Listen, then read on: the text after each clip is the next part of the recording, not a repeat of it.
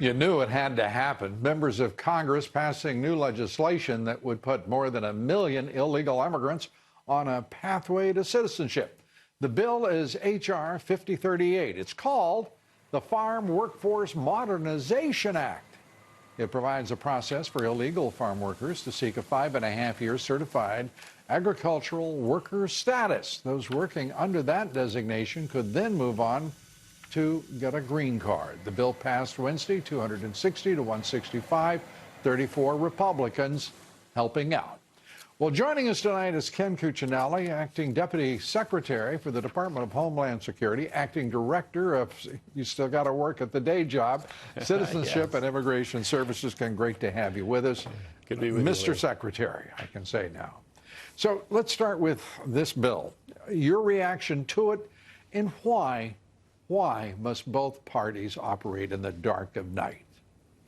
Well, you know, we're seeing a lot of that today. Yeah, we are. But you know, that you commented on the way in. A lot of the process is very.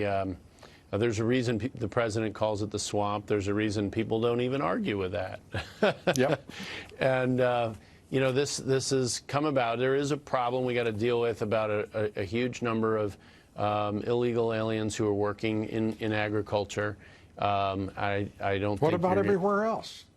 Well, yes, but I mean, what this bill is aiming at is that particular piece of the population. I understand. Yeah, I mean, we have the problem everywhere, but by the millions. Yes, that's right, and tens. So you know, all while trying to contend with this swamping at the border. Which draws down a lot of our DHS people all the way to the border, so that pulls them away from things like interior enforcement. We end up turning a lot of people around very quickly at the border, which is what we're doing now. But it isn't without a cost. Those people, those law enforcement officers, come from other parts of the country and other tasks to do that. So it's a mess, isn't it? It is a mess. Yes, sir. You bet. And it is. And that's the situation with a president who's doing his level best to build a wall, to secure the border, being undercut by a politically, I'm going to be kind about it, a politically active judiciary, as well as a hell-bent on an open border and wide-open immigration on the part of the Democrats, the radical Dems, and rhinos who just want to serve their corporate masters with as much cheap labor as they can get. Meanwhile, the same people are getting screwed. And that is our middle class and hardworking Americans who are put into competition for wages and jobs with folks who are just thrilled to be here.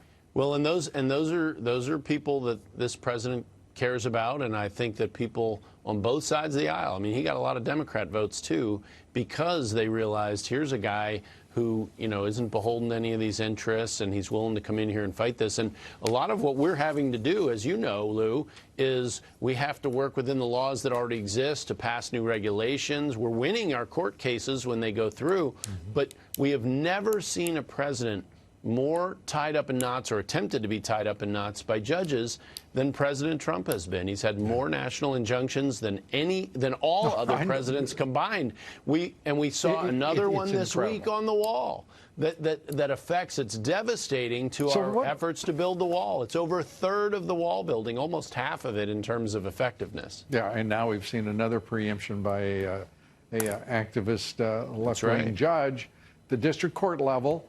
Managing to block, what is it, over $3 billion of other funding.